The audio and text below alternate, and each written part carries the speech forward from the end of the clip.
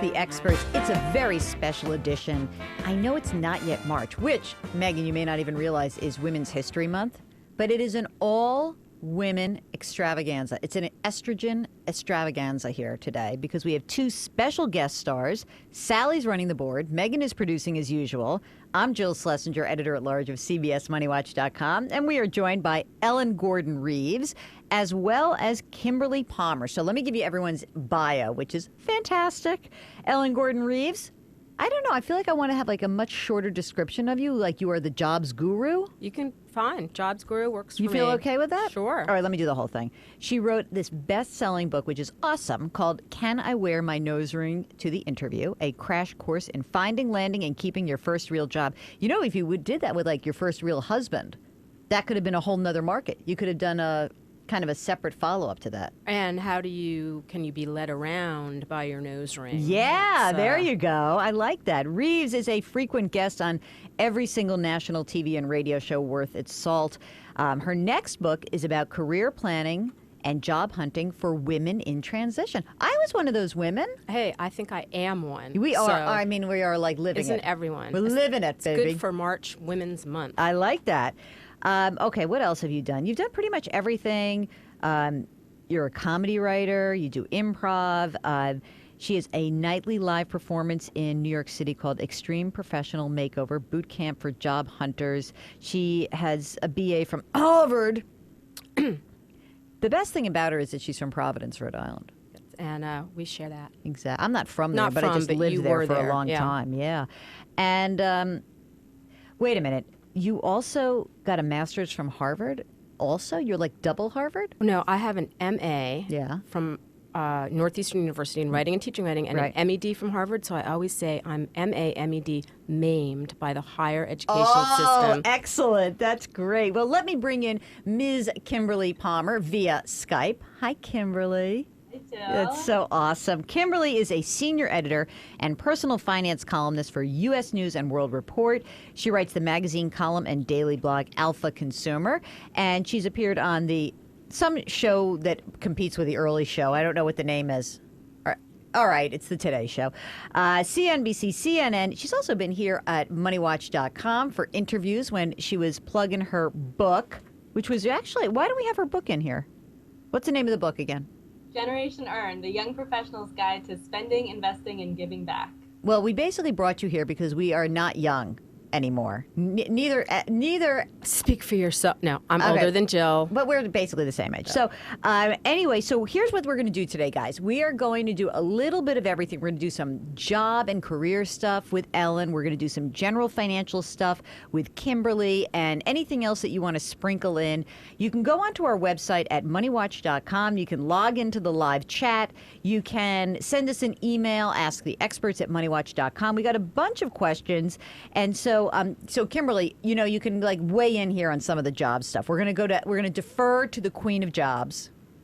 Oh, that's a great title. I like the Queen of Jobs. Right. Thank you. The Queen of Jobs. It's so simple. That's it. Queen of Jobs. Okay, so here's our first question. It's from Beth. I'm 61 and I've just graduated with my associate's degree in business administration with high honors. I worked in HR for 16 years and retail for more than 20 years. Oh my God, I can't believe she even went back. Bless her heart.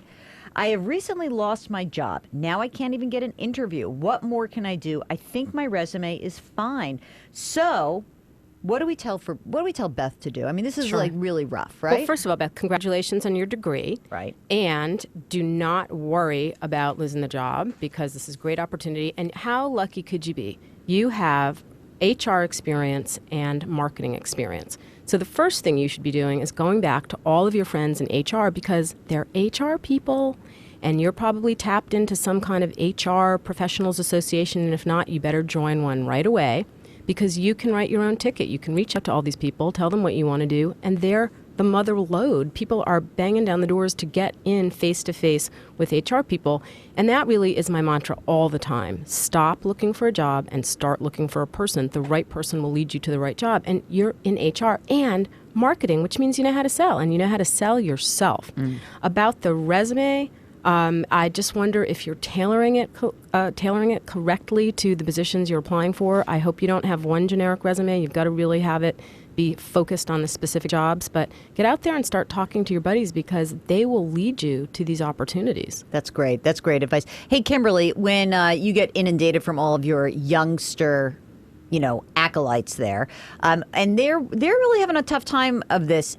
What's kind of the general pulse in terms of are younger people willing to just take any job? Are they taking this poor job away from our 61-year-old friend? Is this what's happening? The younger people are going to take this job?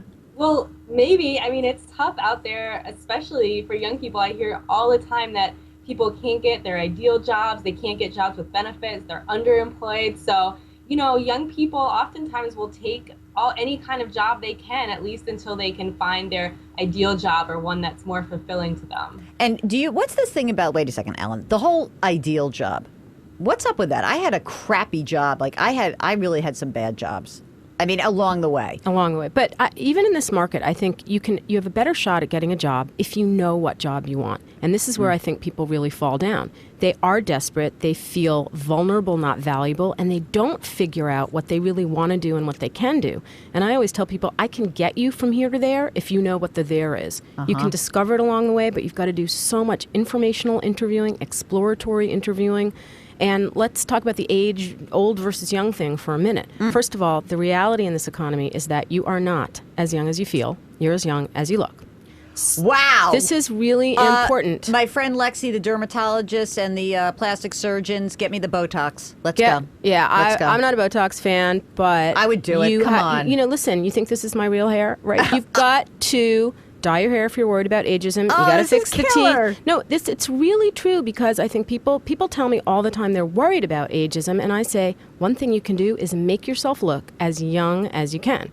Now, what's the trade-off? You don't want to also look like a 20, over 50, over 60, trying to look like a 20-year-old. That's different. But you want to be professional. And here's the trade-off. If you're young, you are known to be a cheaper hire. Don't tell your mother I said so. You're cheap, but you are a cheaper hire, and you're perceived to be more flexible and malleable and trainable. On the other hand, if you're an older employee, you have the value of experience, and if you can show that you can take direction as well as initiative, which in fact the younger people have to show too because they're considered sort of upstarts, then you really can show the employer, okay, look, I may have been a CEO, but I can work for you. My clients are my boss. If you're the young person, you have to say, I really can. I can take initiative. I know what to do for you. I'm willing to work hard. I don't have family obligations necessarily and different kind of commitments. So there really are pros and cons on each side of this hiring market. Okay, I got a question from Valerie. She wants to know, I'm changing careers and I've gone back to school to further my education. I graduated in May. I'm 50 plus. That always means 55 to me. And pursuing a career 59. 50. You know it means 59. I'm pursuing a career in construction and project management. Well, that seems like not a great place to be as the housing crisis is still with us. But she's a woman in this field. She right. has a top advantage. This is not a female-heavy field. Okay, her previous job experience is related to the field. What job search tips can you give me as an older person changing careers? So we already know looking young. First of all, forget that you're an older person. Okay, you're an experienced person, and that's what you have to bring to this. Plus, you're a woman in a field which is male-dominated, but you've got to get out there and don't ask the expert. Start being the expert. Really, Valerie, you've got to get out there. Why don't you start giving some talks to position yourself as the expert in this field as a woman? What is it like? Go to women's professional organizations, volunteer to go to men's organizations in your field to talk about what is it like to be a woman, how can we change the field, write some articles, get your name out there, start talking to people.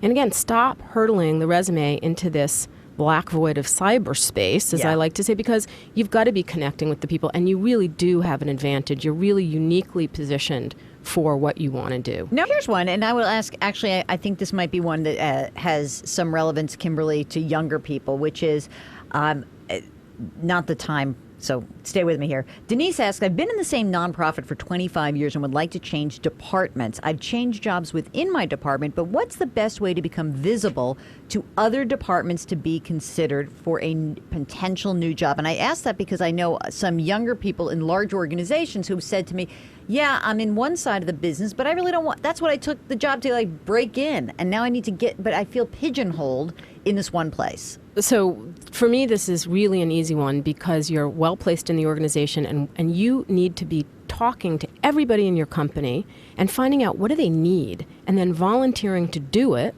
And talking to, on your lunch breaks, after work, you should be networking with everybody, connecting with everyone and saying, I'm really interested in this company and I'd like to find out what you do and how I, in my department, could help you do something better. Do those things, execute them, do them well, get known in the company. And then, and again, if you volunteer to do work for other people that they don't want to do or can't do, and you can finish projects that other people couldn't do on your own time, believe me, they'll pay attention to you. And then you should be able to pick which department you want to be in because you'll have made yourself so valuable and invaluable to the organization and you'll have an overview that few people will have in the organization. Now, Kimberly, when you get notes from younger people, some of the things that I think are interesting is that we now have this generation that feels a little bit scorched by the recession. So are they willing to take a risk to go do something different? Are they willing to kind of give something up that is, like that solid job that I have but I hate? Are they willing to do that? Well, actually, from what I'm hearing and also surveys that have been done, it really seems like the recession has made a lot of 20-somethings more conservative in that way. So if they can get a more stable job with benefits, they're willing to sacrifice some of their ideals or what they had really hoped for in their jobs. That might just be temporary. Maybe when things pick up more, then they'll feel like they can take risks again. But I'm definitely seeing sort of a conservative tendency or a shift towards people wanting to grab onto feelings of stability right now. Interesting. And actually, I don't know if you brought this up to me, but I know that I read it that where the problem with a recession is that your first job out of school, you take a lower salary, but that sort of it carries follows through you wherever, like for the next so many years, so that you really have a much lower potential salary trajectory than you would have if you came out in 1995. Right. The bases can be lower, but that's why I argue at least if you can't get a higher salary to start with, ask for a review in 6 months, try to pump your salary up sooner and get a better title. What they can't give you in cash, they may be able to give you in prestige. Do every kind of training on the job. I like to talk a lot about DIY PD, do-it-yourself professional development. Make your workplace work for you. I like it. Wait a second. Let's do that again. DIY PD. You know what? Miss Alpha Consumer, you could definitely blog that. I think you should steal it right now. Isn't that good? Yeah. Awesome. Yeah, so make sure I want royalties for that. No, just link to her. It'll be That'll be fine. great. That'll be good. So you're doing your own personal development, but how do you do that? I mean, especially look, what if someone is young? They don't know anything. What should they be doing? The great thing about not know, and of course you know things. You graduated from college. You have all kinds of marketable skills, even if you don't know how to talk about them. But you wrote research papers. You know how to research. You know how to write. You know how to think. You know how to analyze. But then you go to your company and say, I am new and I would love for you to pay me to get training in whatever it is. Take another language on the company's dime if they'll pay for it, but show them what that will do for them. Do any kind of professional development and show that you'll represent their company well while they pay you for this professional development. And even if you can get into a situation where you can get them to promise or send you to grad school at night while you work for them, this is a great thing. Deal. That's a good deal. Excellent. Okay, so we're going to actually move to Kimberly's realm and mine. Pop in whenever you want, Ms. Reeves. We've got Lisa in Wisconsin writing, I have 2 teenage sons who have $1,000 each that they would like to start some type of long-term savings with. Now, I know that, by the way, Kimberly, that probably just made you crazy because I ended the sentence with a preposition, and I apologize. Would it be better to open an IRA Roth account to put the money in mutual funds? They plan to continue to contribute a small amount into the account each month. The money would just be for long-term growth wealth building. They're 16 and 17. They got $1,000. What do you want them to do with their money? Well, it really depends what they want to do with that money ultimately. So if they're ready to start thinking about retirement, that's wonderful. That is great if they can start opening up a Roth IRA, putting this money in every month to build that, take advantage of that compounding over 30, 40 years, that would be great. But if they want a little bit more flexibility with that money, maybe they want to have it there to help them get their footing when they're in their 20s, just finishing school, or maybe they want to have it for a down payment on a house. So if you want flexibility and it's not just earmarked for retirement, then it definitely makes sense to open up a brokerage account. You can invest in index funds and mutual funds, really whatever you want. So that would give you more flexibility if you're not 100% sure that you want to save that money all the way until retirement. Yes, they only have, you can have this money in 43 years, just 43 short years, and you'll have that money. Oh, all right. Here's one from Shuba, who asks, I am a novice entering the stock market. What's the best way to get started? Any resources you can recommend, Ms. Alpha Consumer? Is it better to use a broker or use one of the online trading services? So you must answer this question 1,000 times. Where do people go? What do you suggest? Well, it first starts with just doing a little introspection. What kind of investor are you? Do you want to be the kind of person that spends a lot of time doing research on your own? Would you rather outsource that work than working with a financial advisor? So you really have to think about what kind of investor you want to be.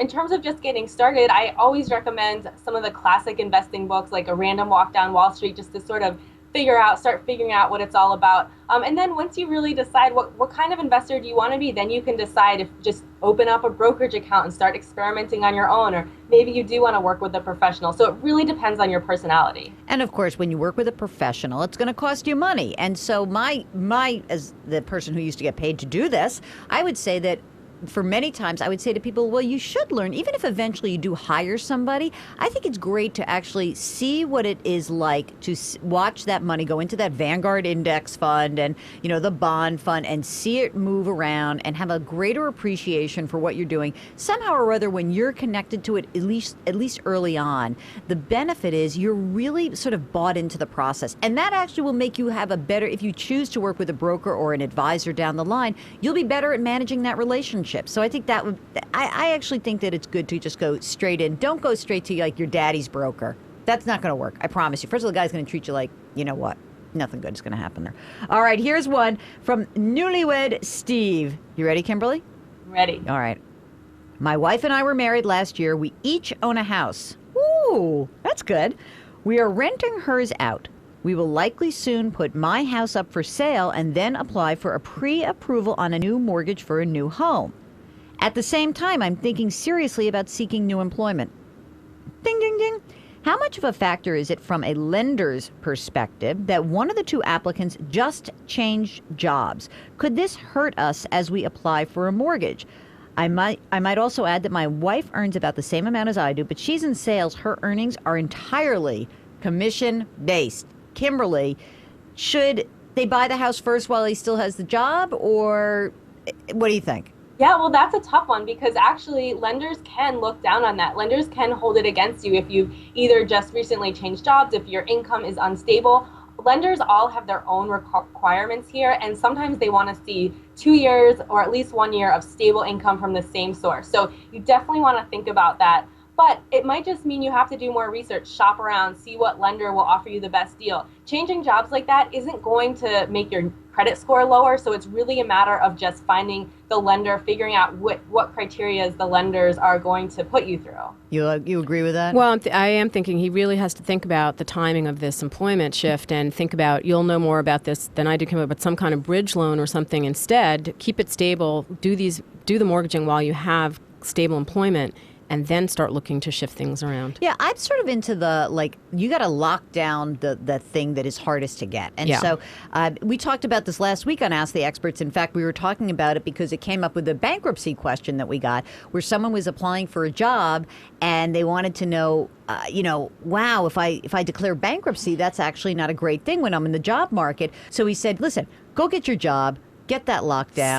Set it up. Then you want to declare bankruptcy. Okay, right. But don't have that showing up. So I think that, it's great to be looking for a job, and that's fine. But I agree. I would rather, get the house, figure it out. And now we have one. By the way, Kimberly, didn't you just buy a new place? Did you have a baby and a house? And what else did you do in 1 year? It actually hurt me because I had a baby, so I was on maternity leave, and then we were applying for loans.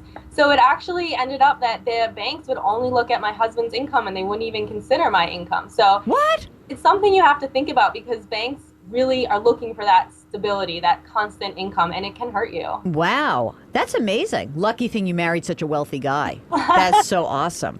Okay. And you're not allowed to mortgage your babies yet. Not yet. Well, that would be awesome. I'm going to... Earning potential over a lifetime. That's good. Maybe all those those old mortgage brokers could get into that in the future. That's fantastic. Okay. Here's Here's a house one. I would like to ask about, this is from Letitia. I would like to ask about how to raise my credit score and purchase a home. Okay, Kimberly, this is going to make you crazy right now. I'm going to tell you just prepare. My credit scores are in the mid to low 500s. Okay, that's bad, right? That's pretty bad. Like, I don't know how many points you get, but it's like the SATs. That's like getting a 500 on the SATs. And I'm looking to purchase a house within the next year. My first thought is to pay off old credit debt, but I'm not sure how to go about it. I currently have 3 credit cards, which I have paid off recently, and I'm trying not to use. What can I do to boost my score within the 600s so I qualify for an FHA loan? Kimberly, what should Letitia do? The most important thing you can do to boost your credit score is to make sure you're paying off your bills on time each month over time. So it could take longer than a year. This is a long process, and timing matters. Time matters to credit score agencies. So you really want to sounds like you maybe still have some old credit card debts that are not paid. You want to, number one, pay those off, and then move on to just settling in for the long haul of making steady payments over time, because that's what will help you. You also, maybe there's some errors on there that are also hurting your credit score. So make sure you pull your credit report. You can get it for free once a year at annualcreditreport.com. So you want to check up on that, because really it will help you in so many ways to boost your credit score. By the way, notice how Kimberly wants to look at the brightest side. Like, there's probably some errors. Not like Letitia, you were a dirtbag, you didn't pay your bills on time. You're so nice. It's awesome. Here, I'm going to weigh in on this. Letitia, you probably should not buy a house, okay? Like, what's the big deal? Rent for a while, clean up your whole credit history, live within your means, suck it up a little bit. Just because the FHA will give you a loan with only 10% down doesn't mean you should do it. I'm just saying, renting is not bad. Right, Kimberly? It's not the worst thing in the world. Right. All right. We're going to do some more jobs questions. Oh, wait, no, I want to do one more for Kimberly. Here's your 529 layup. Ready? I mean, just shoot it. You got this one. Does it make sense to have a grandparent hold the 529 account to minimize assets in the parent's or child's name for college? If so, what happens in the event that the grandparent dies prior to using the funds? That's from Bob, who wants to know, what do you think, Kimberly? Wow, that's a tough one. That is a technical question that I would need to check with the education department and taxes to see what actually. Okay, I know this one. I set you up, but I totally know this one. I think I'm pretty sure. So it's for financial aid purposes. They do not check up a generation. They don't check with grandparents. So from a financial aid perspective, yes, the 529 held in the grandparent's name is a little bit better. But when the child's the beneficiary, you are supposed to put that down on your financial aid application. So you can kind of skirt around it, because you may say, like, I don't really know that that's in my name, so how would I put that down? So it's hard to check. But values system-wise, that would be the right thing to do. However, if you do want to kind of play the game, keeping money in a grandparent's name is better. Now, if the grandparent dies so you have the owner of the account is the grandparent, the beneficiary is the kid. There is always a named beneficiary if the grandparent were to die. So it would either be the grandmother, or would be the parent, him or herself. So that's usually what happens with a 529 plan. I think that most of the times that people are kind of Mickey Mousing around with the whole college financial aid thing, and it's actually not worth it. Because you're usually not going to, it's not like you're going to fool anybody. So I don't think that's the greatest idea in the world. All right, more career questions. You ready to play in the career world, Kimberly? Back to jobs. Back to jobs. Dana writes, I've moved 10 times with my husband's career. 10 times. Oh, my God. 2 grown children.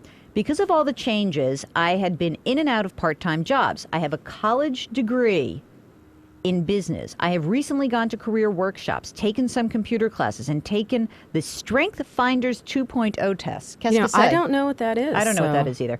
Even with all this information, I can't seem to figure out what I really want to do. And what will actually pay well, and more importantly, a job that I'm qualified for. I feel like I'm running out of time to make money and have lost confidence in myself. Oh, this is sad. I don't like this one. Are there employment agencies that can help stay-at-home moms try to get back into the workforce? Now, I can't name a specific agency that does that, although there may be, and that would be easily Googleable. But the key thing is this notion that you've lost your confidence because nobody is going to hire someone who isn't radiating competence and confidence and excitement. And so when you're talking about all the things that you've done as negatives, it sounds like you think the moving around was bad, that the part-time jobs are somehow a deficit. But really, if you can learn to talk about these things in terms of all the varied experiences that you have and bring to the next position, that's really important. But it sounds to me like you also really, first you're nervous about this time frame, and you have to let go of that. You have to stop thinking that there's a ticking time bomb, unless, of course, you have a date by which you need to earn a certain amount of money, and then you should feel the heat. But you have to start doing the emotional and mental work to really think, given the things that, since you've done all these different things, what did you like most? What were you best at? What do you want to do more at? When you took these computer things, that's a great thing that you've done. You've tried to keep yourself up to date technologically. That's all fantastic. But you're going to have to try to figure out, what do I want to do next? And start talking to people, do these kinds of exploratory interviews. And if you can afford to do it right now, volunteer everywhere you can to get more experience and get your foot in the door in a company or organization where you may want to work eventually. Wow. It's like, it's sort of sad when you hear that. I have to say, like, my sister's been a stay-at-home mom for 20 years, and her, it's like her kids are getting older. She was an investment banker. You couldn't really do that part-time as a mommy. Right. So she says to me, who would hire me to do anything? And I think you're right. It's like that attitude. This is the thing. And I actually run a group for women in transition. And these are all people who have been home with their kids and are extremely competent. They've been TV producers. They've been CEOs. And they feel that since they have been home with their kids, everything has gone away from the past. And there are a couple of things about this. Anyone who's managing a home with children is a multitasker, is a manager, has fantastic skills, and you have to learn to talk about them that way. And the other thing is you have to realize that your competence didn't stop when you had children. So to give a concrete example, someone... Hear that, Kimberly? Just because you had a child does not mean that you've lost anything. No, and here she is doing this show. Nothing is changing, but I'll give you one great example that was really encouraging to me. A mom came in and she said, I want to get back into the television field. And she knew that somebody else was going on maternity leave, so sent a note to the person. And the colleague they hadn't worked together for 10 years. And the woman right away wrote, this is fantastic. Send your resume right away to the HR person. I don't need your resume, but for technical reasons, they will.